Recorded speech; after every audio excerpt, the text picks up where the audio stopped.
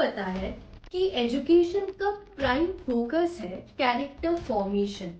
तो इस सीरीज में हम जानेंगे कि ऐसी कौन सी यूनिवर्सिटीज इंडिया यानी कि हमारे भारत की थी जिन्होंने बहुत लार्जली कंट्रीब्यूट किया था in the formation of character. नमस्ते, स्वागत है कुछ की वाणी में।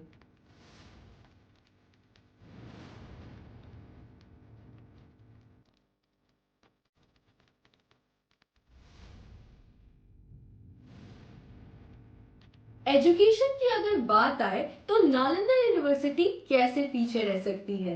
It was a big centre of learning near Rajgir in Bihar around 5th century CE, which was made and constructed by the Gupta ruler Kumar Gupta.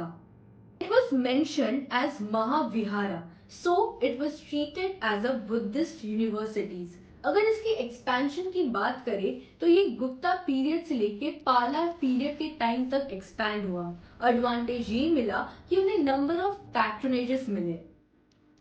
अगर हम लोग विजिट ऑफ फेमस स्कॉलर्स के बारे में बात करें तो हमें शुरुआती दिन में जाना पड़ेगा जब यहाँ पे गौतम बुद्धा ने भी विजिट किया और महावीरा ने भी विजिट किया। अगर हम लोग चाइनीज स्कॉलर्स के बारे में बात करें तो विंसांग इत्सिंग दोनों ने ही नालंदा यूनिवर्सिटी को विजिट किया। उनके अकाउंट से हमें ये पता चलता है कि उस टाइम पे एट इट्स पीक वहाँ पे अराउंड 10,000 स्टूडेंट्स थे और 1,000 teachers.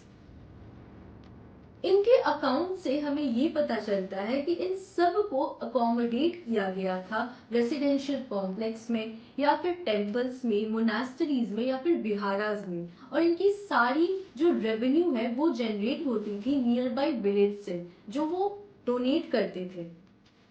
Admission in Nalanda university was very tough. यहाँ पे टीचर्स की जो नॉलेज थी वो बहुत बहुत ज़्यादा थी और दुनिया भर से लोग आते थे just to get admission in Nalanda university.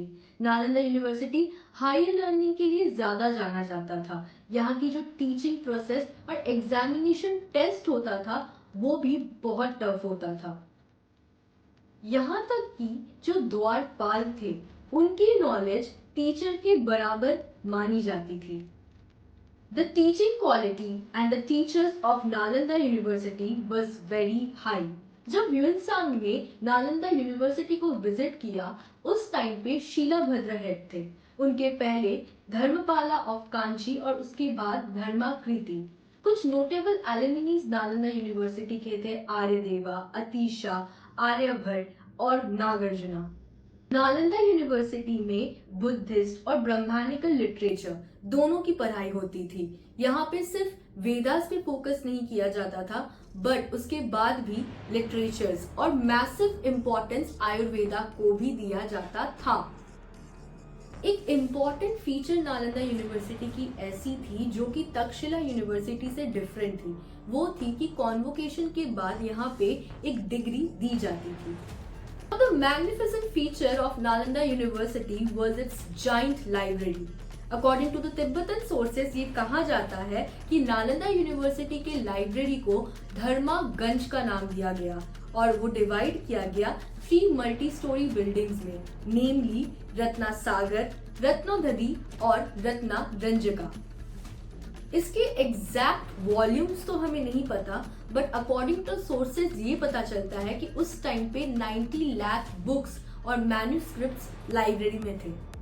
इस लार्ज सोर्स ऑफ नॉलेज को डिस्ट्रॉय कर दिया एक करप्ट और क्रूअल रूलर ने, बख्तियार खिलजी ने। माना ये जाता है कि ये लाइब्रेरी इतनी वास्ट थी कि जब बख्तियार खिलजी ने इसे डिस्ट्रॉय करना चाहा तब ये टोटल 3 मंथ्स तक जला।